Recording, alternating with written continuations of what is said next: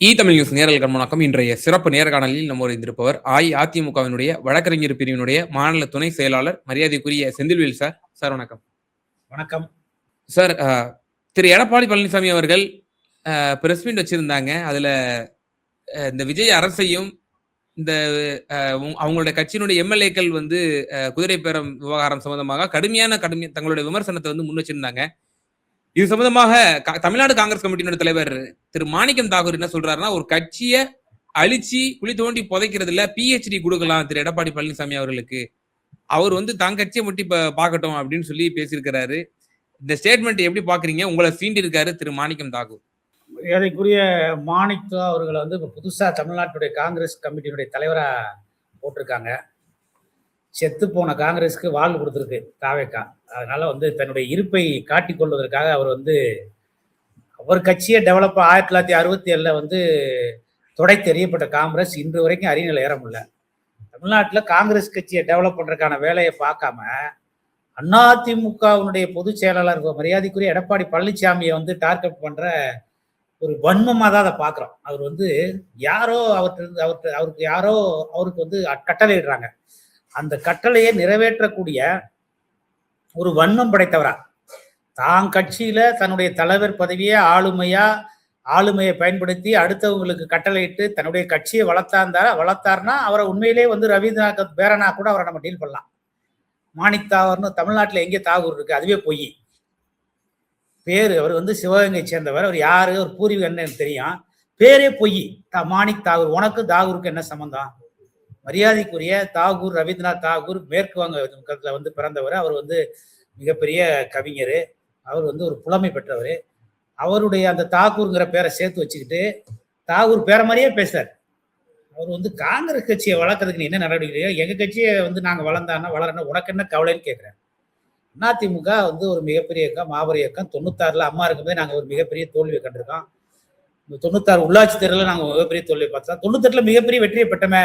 இன்றைக்கு நாங்கள் மிகப்பெரிய தோல்வியெல்லாம் பார்க்கல. நாங்கள் இப்போ 2021 70 சட்டமன்ற உறுப்பினர் பெற்றோம். 2026 53 சட்டமன்ற உறுப்பினர். இன்றைக்கும் நாங்கள் எங்களுக்கும் திமுகவுக்கும் எதிர்கட்சிக்கும் ஒரு பெரிய வித்தியாசம் கிடையாது. நாங்கள் எங்களுடைய இருப்பை தக்க வச்சுட்டு நாங்கள் ரேஸ்ல ஓடிட்டு தான் இருக்கோம். அதனால மாணிக் தாகூர் பேசுற லெவலுக்குலாம் நாங்கள் இன்னும் கீழே போகலை. அதனால வாயை ஒழுங்கா ஒடுக்கிட்டு ஒழுங்கா உன் கட்சியை வளர்க்குற வேலையை பாரு. அதிமுக தொண்டர்கள் கிளர்ந்து எழுந்தானா நீங்களாம் தமிழ்நாட்டு நடமாட முடியாது. ஆளும் ஒரு இருந்துகிட்டு நீ உடனே ஒரு தலைவரா போட்டிருக்காங்கன்னா நீ மரியாதையை நடந்துக்கணும். மரியாதையை ஒரு கட்சின்னு நீ தனிப்பட்ட மரியாதைக்குரிய பழனிசாமியை நீ பேசினு அது வேற.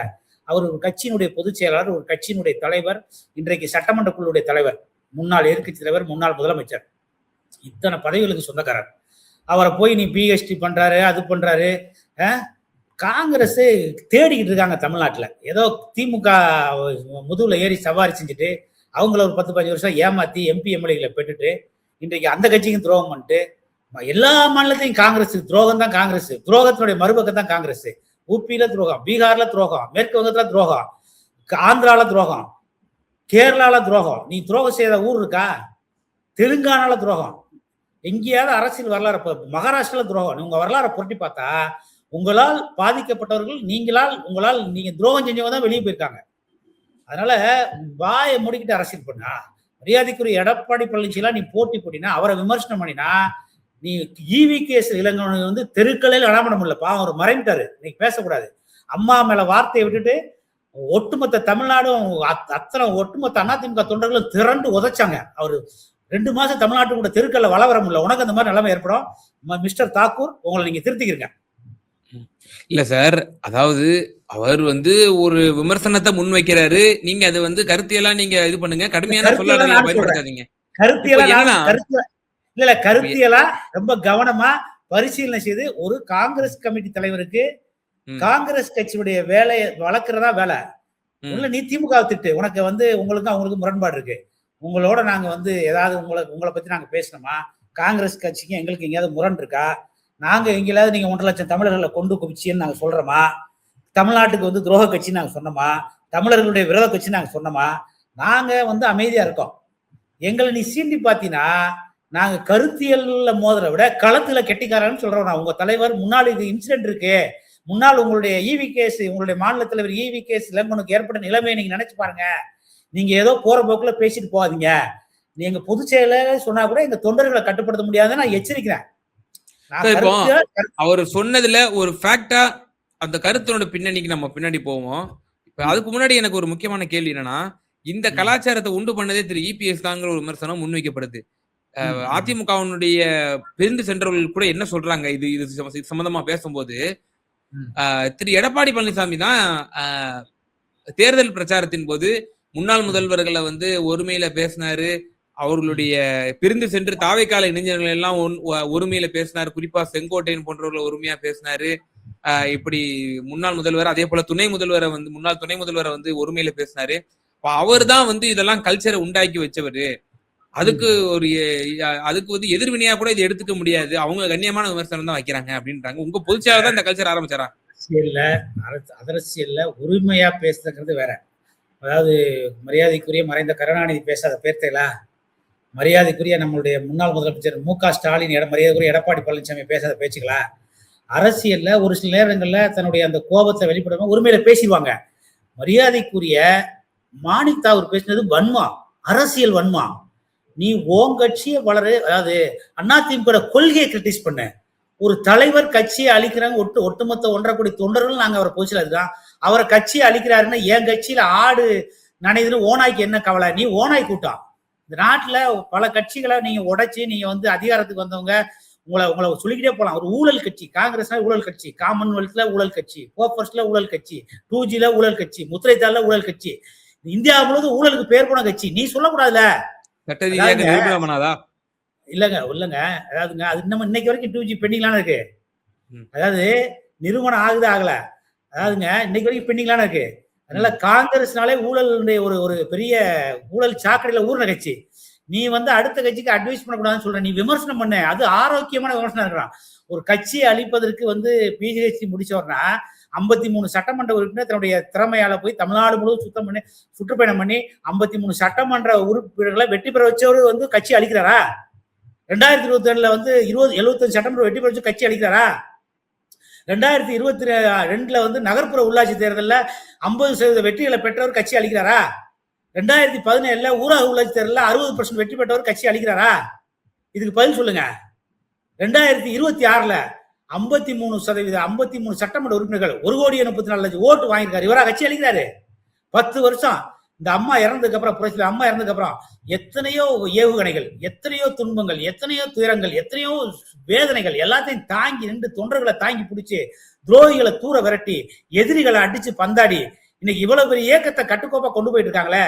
எங்கள் மேல எவ்வளவு பெரிய ஒரு பக்கம் திமுகவுடைய டார்ச்சர், ஒரு பக்கம் தாவேக்காவுடைய டார்ச்சர், ஒரு பக்கம் வந்து மத்திய பாஜகவுடைய டார்ச்சர், இப்படி எல்லாத்தையும் தாங்கி இன்னைக்கு நாங்க அரசியல் நிக்கிறோமே. எங்களை பார்த்து நீ சொல்ற கட்சியை விற்கிறான்னு சொல்ற, கட்சியை அழிக்கிறான்னு சொல்ற. யார் நீ? ஆடு நனைதுன்னு நீ ஓனாய் கூட்டம். நீ எப்படி சொல்ல முடியும்? இப்ப எங்களை பத்தி மரியாதைக்குரிய டிடிவி தினகரன் சொன்னா இந்த இயக்கத்துல இருந்தவர், இந்த இயக்கத்தால் பலனடைஞ்சவங்க, இந்த இயக்கத்தின் மீது உண்மையிலே அக்கறை கொண்டவங்க, நாங்க ஏத்துக்கிறோம் விமர்சனத்தை. மரியாதைக்குரிய சசிகலாமா சொன்னா நாங்க ஏத்துக்கிறோம். ஏன்னா நீ யார் காங்கிரஸ்க்கு எங்களுக்கு உங்களோட நாங்க கூட்டணி வச்சு 20 வருஷம் ஆயிடுச்சு. நீ ஏன் ஆடு நனைதுன்னு வந்து ஓனாய் கூற? உனக்கு எந்த ரைட்ஸுமே கிடையாது. அப்ப உன்கிட்ட ஏதோ ஒரு பொலிட்டிக்கல் வன்மை இருக்கு. நீ அரசியல் முதல்ல உன்னை மாநில தலைவரா போடுறாங்க. நீ அந்த கட்சியை வளர்க்கறதுக்கு, அந்த கட்சியினுடைய தொண்டர்களுக்கு வந்து ஊக்கமா வளர்ச்சியா அடுத்த கட்ட நகர்வுக்கு போகாம அதிமுகவுடைய தலைவரை பெர்சனலா அவர் வந்து கட்சியை அழிப்பதுல பிஹெச்டி பெற்றவர்னு நீ வந்து பெர்சனல் விமர்சனம் பண்ணா நாங்க பார்த்து சும்மா இருக்குமா? அதனால கருத்தியலா தான் இது பண்ணணும். ஆனா எங்க தொண்டர்கள் திரண்டா நீ தாங்க முடியாது. உனக்கு அவ்வளவு இங்க ஃபோர்ஸ் கிடையாது. நீ வந்து சும்மா வாய்ஜாலம் தான் காட்ட முடியும். காங்கிரஸ் கட்சியோட நிலைமை என்னன்னு எங்களுக்கு தெரியும். இல்ல சார், இப்ப காங்கிரஸ் கட்சி இப்ப என்னுடைய தலைமையை ஏற்றதுக்கு பிறகு இனி கோஷ்டி எல்லாம் கிடையாது, புத்துணர்ச்சி பெற போகுது, இனி ஒவ்வொரு மாவட்டம் தோறும் வளர போகுது. இப்ப ராகுல் காந்தி இந்த மந்த்னுடைய எண்டுல வராரு, இந்த மாசம். அது வந்து இப்ப உள்ளாட்சி தேர்தலை போக்கஸ் பண்ணி இப்ப காங்கிரஸ் ஒரு பெரிய புத்துணர்ச்சி, ஒரு பெரிய மறுமலர்ச்சி ஏற்பட போகுது மாணிக்கம் தாக்கூர் தலைமையில அப்படின்றாங்க. நீங்க ரொம்ப அண்டர் எஸ்டிமேட் பண்ணாதீங்க காங்கிரஸ். ஒன்னும் இல்ல, அவருக்கு ஒரே ஒரு நான் சேலஞ்ச் பண்றேன். தமிழ்நாட்டில் உள்ள அத்தனை மாவட்ட தலைவர்களையும் மாநிலங்களையும் கூட்டு சத்தியமூர்த்தில அடிதடி நடக்காம ஒரு கூட்டத்தை போட்டுருங்க, அவரை நாங்க காங்கிரஸ் தலைவர்னு ஒத்துக்கிறோம். அதனால இந்த கோஷ்டிக்கு பேர் போன கட்சி காங்கிரஸ் கட்சி. இவர் எப்படி கோஷ்டி எல்லாம் ஒண்ணு செஞ்சு தமிழ்நாட்டை வளர்க்க முடியும்? ஒரே கோஷ்டி தான், நாம் எல்லாம் ஒரே கோஷ்டி, ராகுல் காந்தியோட கோஷ்டி. அதுதான் நான் அவர் சேலஞ்ச் பண்றேன். ஒரே ஒரு கூட்டம். நாங்கெல்லாம் மாசம் மாசம் 2 கூட்டம் போறோம். இதய தெய்வம் புரட்சித் தலைவர் எம்ஜிஆர் மாளிகையில.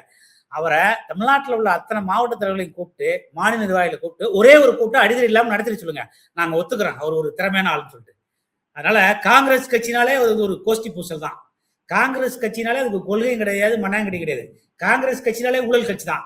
காங்கிரஸ் கட்சினாலே பல பேர் தாலி இருக்கிற கட்சி. காங்கிரஸ் கட்சினாலே ஈழத்துல 1.5 லட்சம் தமிழர்களை கொத்து குண்டுகளை போட்டு கொல்றது காரணமான கட்சி. இப்படி தமிழர்களுக்கு எதிரான கட்சி. நீ திமுகவுடைய முதுகுல ஏறி சவாரி பண்ண கட்சி. இன்னைக்கு நீ தனியா நிக்கிற. உன்னை தாவகைக்கால ரொம்ப நாள் வச்சுக்கிறாது. நீ அதிகாரத்தை ருசி பார்த்து வெளியே வந்து வசிக்கிறான். சார் இப்போ அவர் சொன்னதை ஃபேக்டா நம்ம பேசுவோம். 2016ல அம்மையார் ஜெயலலிதா மறைவு, பிறகு 17ல வந்து முதல்வராக அவர் வந்து சார்ஜ் எடுக்கிறாரு.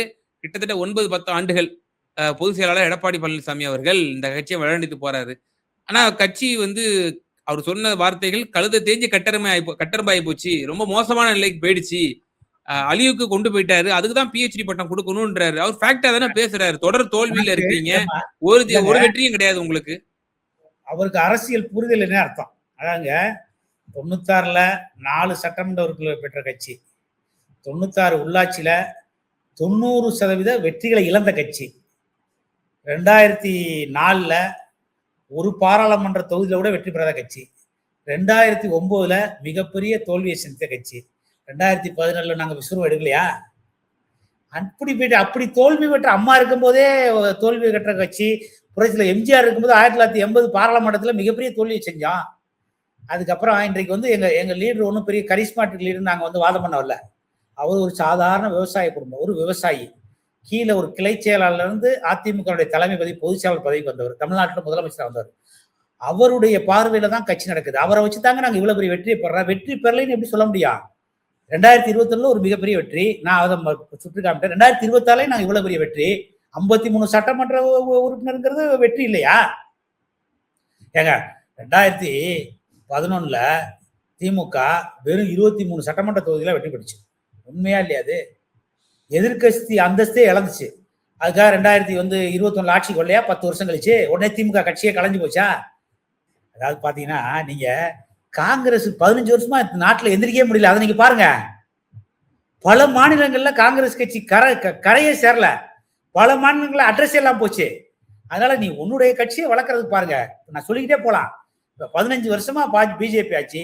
காங்கிரஸ் வளர்ச்சி என்ன? எத்தனை மாநிலங்கள்ல 28 மாநிலம் 30 மாநிலங்கள்ல எத்தனை மாநிலங்கள் ஆட்சி இருந்துச்சு? இன்னைக்கு எத்தனை மாநிலத்தில் இருக்கு? வட மாநிலங்களுக்குள்ள இன்னைக்கு காங்கிரஸ் நம்ம தேடி பிடிக்கணும். அந்த மாதிரி ஒரு சூழல் இருக்கு. மரியாதைக்குரிய ராகுல் காந்தி என்னைக்கு காங்கிரஸ் கழுதஞ்சு கடந்தம்பை ஆயிடுச்சு. நீ போய் அதிமுக வந்து நீங்க இப்ப என்ன சொல்றாரு மாணிக்கம் தாகூர்? இப்போ நான் தலைவரா பொறுப்பேற்றது பிறகு நாங்க வந்து 40 எம்பிக்கள் இங்க இருந்து போகணும், ராகுல் காந்தி பிரதமர் ஆகிறதுக்கு தான் என்னோட அடுத்த டார்கெட் அப்படின்னு அவரு வந்து மரியாதைக்குரிய மாணிக் தாகூருக்கு நான் ஒரு சவால் விடுறேன். ஒவ்வொரு மாவட்டத்திலையும் போய் காங்கிரஸ் செயல் வீரர்கள் கூட்டத்தை நடத்தி நீங்க அந்த மாவட்டத்துல அடிதடி இல்லாம வெளியே வந்துருங்க. நீங்க உண்மையான காங்கிரஸ் கட்சி தலைவர் நாங்க ஏத்துக்கிறோம். ஏங்க காங்கிரஸுக்கு போய் நீங்க இவ்வளவு வக்காலத்து வாங்காதீங்க. குமரியிலிருந்து காஷ்மீர் வரைக்கும் இருக்கக்கூடிய கிளை கழகம் கொண்ட ஒரே ஒரு கழகம் வந்து காங்கிரஸ் கட்சி தான். தமிழ்நாட்டுல செத்து போன கட்சி. திராவிட கட்சிகள்ல கழகங்கள் மீது சவாரி ஏறி எப்பவுமே பொழப்பு நடத்துற கட்சி. இன்னைக்கு ஒரு கழகத்திட்ட தான் போய் பொழப்பு நடத்த போயிருக்கு. அவரும் தெரியாம மந்திரி பதவியில கொடுத்தாரு. அதனால உயர்கல்வித்துறை நீ பாப்பீங்க. அந்த மந்திரி என்ன பண்ணாரு உங்களுக்கு தெரியும். ஒரு மந்திரிக்கு என்ன வேலை? ஒரு ஸ்கூலுக்கு போனா அங்கே ஒழுக்கமா மாணவர்களுக்கு பாடத்தை சொல்லி கொடுக்கணும். அதுதான் வேலை. அதுவும் உயர்கல்வித்துறை வாத்தியார்களுடைய வேலை, பேராசிரியருடைய வேலை. அதுதான். உயர்கல்வித்துறை மேல என்ன சர்ச்சை வச்சுன்னு தெரியும். அவர் மேல போக்சோ வழக்கு பதிவு செய்யறதுக்கு ஒரு குற்றத்தை பண்ணிட்டு இன்னைக்கு ஜாலியா நடமாடிட்டு இருக்காரு. போய் டான்ஸ் ஆடுறாரு. வாடி வாடி சிடி நான் கைப்படாத சிடி ஒரு பாட்டு, விஜய் பாட்டுக்கு டான்ஸ் ஆடுறாரு. இந்த மாதிரி ஒரு மந்திரிக்கான என்ன அவங்களுக்கு லாஜிக் கூட தெரியாம, அவங்களுக்கான அந்த டிக்னிட்டி டெக்கோரை எதுவுமே தெரியாம காங்கிரஸ் கட்சியுடைய மந்திரி போய் பண்றாரு. அதனால மாணிக்க தாகூர் ஃபர்ஸ்ட் அவங்க மந்திரிக்கு கிளாஸ் எடுக்க சொல்லுங்க. அவங்க சட்டமன்ற உறுப்பினர் கிளாஸ் எடுக்க சொல்லுங்க. காங்கிரஸ் கட்சின்னு சொன்னா போதா தெரியாது. நாங்க தான் இந்த நாட்டுக்கு சுதந்திரம் நீங்க சொல்லிட்டே இருந்தா இனிமே மக்கள் நம்ப தயாரில்ல. ஃபர்ஸ்ட் ஒழுக்கத்தை கத்துக்கிறீங்க. ஒழுக்கத்தை கத்துக்கிறாம வாய்ப்பேச்சுலாம் நீங்க எதுவுமே நடக்க போறல. அதனால நீங்க செயல்ல காட்டுங்க. நான் 2 சேலஞ்ச் பண்ணிட்டேன். சத்தியமூர்த்தி பவன்ல மாவட்ட தலைவர்களை மீட்டிங்கும் மாநில நிர்வாகிகள் மீட்டிங்கும் நீங்க கூட்டிட்டு அடிதடி இல்லாம கூட்டத்தை நடத்தி காட்டுங்க. இல்லைன்னா மாவட்ட செயல் வீரர்கள் கூட்டத்தை நடத்திட்டு குடும்பிப்புடி சண்டை இல்லாத கூட்டத்தை, சேரடி இல்லாத சண்டை நீங்க ஒரு கூட்டத்தை நடத்தி முடியுங்கன்னா நாங்க உண்மையிலேயே உங்களை ஒத்துக்கிறோம். நீங்க தமிழ்நாட்டில் காங்கிரஸ் கட்சிட்ட டிக்னிட்டி டெக்கோரா இருக்கு, காங்கிரஸ் கட்சி எதிர்காலத்துல வளருங்கிற நாங்க சேலஞ்சை நாங்க ஒத்துக்கிறோம். சார் இப்ப அவர் சொன்ன வாதத்துல இப்ப இன்னைக்கு வந்திருக்க ஒரு அறிவிப்பு வந்து பொருந்தி போது பாருங்க. விழுப்புரத்துல 11 நிர்வாகிகளை வந்து அதிரடியா கட்சியில இருந்து நீக்கி இருக்கிறாரு திரு எடப்பாடி பழனிசாமி அவர்கள். கேள்வி கேட்டோம் அப்படின்னா அதுக்கு என்ன பின்னணி வருதுன்னா அவங்க எல்லாம் சி.வி. சண்முகம் அவர்களுடைய கோஷ்டி, அதனால வந்து பொதுச் செயலாளர் நீக்கிறாரு அப்படின்னு சொல்லி வருது. வரலாற புரட்டி பார்க்கணும். புரட்சி தலைவி அம்மா காலத்துல காலையில எந்திரிச்சு பார்த்தா அன்னைக்கு வந்து நமது எம்ஜிஆர். யாரு பதவி எப்ப போகுதுன்னு சொல்ல முடியாது. எங்க கட்சியை பொறுத்தவரை ஒழுங்கின ரொம்ப முக்கியம், டிக்னிட்டி டேக்கர் ரொம்ப முக்கியம். அதனால இந்த கட்சியினுடைய ஒழுங்கினத்துக்கு கொள்கை கோட்பாட்டுக்கு யார் எதிராக செயல்பட்டாலும் கட்சியை விட்டு தான் நீக்குவான். பின்னால அவங்க திருந்தி மன்னிப்பு கிட்ட சேர்த்துக்குவான். அந்த மாதிரி எத்தனையோ பேர் இந்த 10 வருஷத்துல கட்சியை விட்டு நீக்கியிருக்காரு. எத்தனையோ பேர் மன்னிப்பு கடிதம் கொடுத்து சேர்ந்திருக்காங்க. இதெல்லாம் ஒரு கட்சியில திமுக நடக்கும். நேற்றைக்கு கூட வந்து தாவேகாவுடைய ஒரு ஊராட்சி மன்ற தலைவர் வந்து லஞ்சம் வாங்கின புகார்ல அந்த கட்சியை விட்டு நீக்கியிருக்காங்க. அதனால எல்லா கட்சியிலையும் தவறு செய்வர்கள் நடவடிக்கை எடுக்கக்கூடிய சூழல் இருக்கதான் செய்யுது. எங்க கட்சியில ஒரு கட்சி கூட்டம் நடக்குது, அதுல போய் தகராறு பண்றாங்க. ஏற்கனவே ஒரு மாவட்ட செயலர் போட்டிருக்காங்க, முன்னாள் மாவட்ட செயலருடைய ஆதரவு போய் நகரம் பண்றாங்க. அந்த கூட்டம் நடக்க விடாம தகராறு பண்றதுனால அவங்க மேல நடவடிக்கை. இதுல என்ன தப்பு? அவங்க பின்னால வந்து அவங்க வந்து மன்னிப்பு கடிதம் கொடுப்பாங்க. 3 மாசம் அவங்களுக்கு ஒரு பனிஷ்மெண்ட் பண்ண மீண்டும் கட்சியில சேர்த்துக்குவாங்க. இதெல்லாம் ஒரு கொஸ்டின் சொல்லிட்டு இதை நம்ம டிஸ்கஸ் பண்ணா என்ன பண்றது? அதனால இதெல்லாம் ஒரு இன்டர்னல்ங்க. எத்தனை திமுக எத்தனையோ கட்சியில இடைநீக்கம் பண்ணுவீங்க, அப்புறம் சேர்த்துக்குவாங்க. காங்கிரஸ் கட்சியில இது நடந்திருக்கு. ஒப்பிட்டு தான் உங்கள்ட்ட ஒரு கேள்வி முன்வைக்கப்படுது. இவ்வளவு பெரிய தோல்வி அடைஞ்சிருக்கல இந்த சட்டமன்ற தேர்தல்ல. ஆனால் திரு மு.க. ஸ்டாலினிடம் அறிக்கையும் சமர்ப்பிக்கப்பட்டு விட்டன, 36 பேர் கொண்ட குழு. ஆனால் அதிமுகவை பாருங்க எப்படி அதிரடியான நீக்கம். பிரிந்தவர்கள் அந்த 21 பேர் ஒன்று சேர்ந்தாலும் அந்த பதவி அவங்களுக்கு கிடையாது. திமுக தலைவர் எவ்வளவு பொறுமையா அவர் வந்து பக்குவமா ஹேண்டில் பண்றாரு. ஒரு விஷயத்தை நீங்க பாத்துங்க, திமுகவுக்கு நீங்க பாக்கணும். ஒரு ஊர்ல கிளை செயலாளர்னா அப்பாவுக்கு அப்புறம் புள்ளதான் வர முடியும். ஒரு ஒன்றிய செயலாளர்னா அப்பாவுக்கு புள்ள, ஒரு மாவட்ட செயலாளர்னா அப்பாவுக்கு அப்புறம் புள்ளதான் வர முடியும். அதிமுக அப்படி கிடையாது. அதிமுகல நீங்க எம்ஜிஆர் காலத்துல இருந்து வரலாறு நீங்க புரட்டத்து பாத்தீங்கன்னா, எஸ்டிஎஸ்ல இருந்து நாவலர் நெடுஞ்செழியில இருந்து, அதுக்கடுத்து பாத்தீங்கன்னா சேல கண்ணர்ல இருந்து, திருச்சி சவுந்தரராஜ்ல இருந்து, அதுக்கடுத்து KKSRல இருந்து, ராஜகணப்புல இருந்து, திருநாக்கரசுல இருந்து, அடுத்த கட்டம் பாத்தீங்கன்னா அனிதா ராதாகிருஷ்ணல இருந்து, சேகர் பாபுல இருந்து, செந்தில் பாலாஜில இருந்து, அப்படியே பாத்தீங்கன்னா இந்த மாதிரி நம்ம சொல்லிக்கிட்டே போலாம். ஒரு குரூப் வெளியே போயிட்டே இருக்கோம், ஒரு புதுரத்தை வந்துட்டே இருக்கோம். இன்னைக்கு வந்து பாத்தீங்கன்னா விஜயபாஸ்கர்ல இருந்து, MR பாஸ்கர்ல இருந்து, இது அதிமுகவுக்கு வந்து நாங்க புதுரத்தை பார்த்துக்கிட்டே இருப்போம். நாங்க ட்ரெயின் அப் பண்ணி வெளியே அனுப்பிச்சே இருப்போம். எங்கள்ட்ட சரியா இருக்க வரைக்கும் நாங்க வச்சிருப்போம். இல்லையா நீ எங்கேயாவது போய் பொழைச்சிக்க. இதுல எங்க கட்சியில சகஜ திமுக மாதிரி இங்க மன்னராட்சி கிடையாது, குடும்ப ஆட்சி கிடையாது.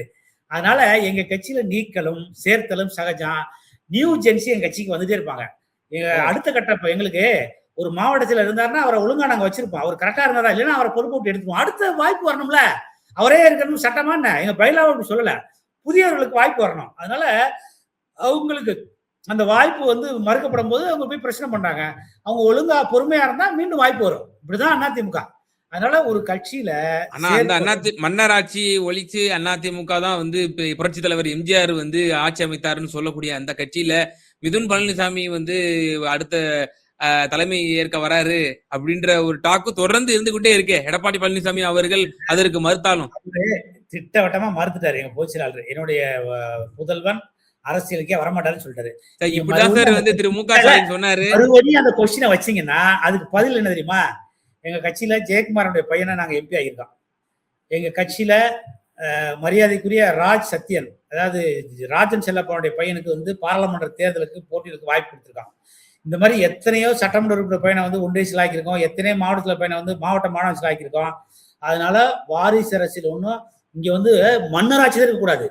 ஒரு கட்சியில திறமையான அந்த வாரிசுடைய பிள்ளைகள் வந்து அவங்களுடைய ஆளுமையால் திறமையால் ஒரு பதவிக்கு வர்றதை அதிமுக தடுக்காது. அப்படி வந்து மிதுன் பழனிசாமி தன்னுடைய ஆளுமையால் திறமையால் இந்த கட்சிக்கு வந்து வந்தா அதை அதிமுக தொண்டர்கள் ஏற்றுக்கொள்வார்கள். நாங்க எங்க பொதுச் செயலாளர் தெளிவா சொல்லிட்டாரு, என்னுடைய மகன் வந்து அரசியலுக்கே வரமாட்டாரு. நீங்க மறுபடியும் அதுக்கு முடிச்சு போட்டா இதற்கு பதில் வந்து அதிமுக தொண்டர்கள் மரியாதைக்குரிய மிதுன் பழனிசாமி அரசியலுக்கு வந்து நாங்க ஏற்றுக்கொள்ள தயாரா இருக்கோம். நிச்சயமா சார், பல்வேறு கேள்விகளுக்கு ரொம்ப விரிவா தெளிவா பதில் சொன்னீங்க. ரொம்ப நன்றி.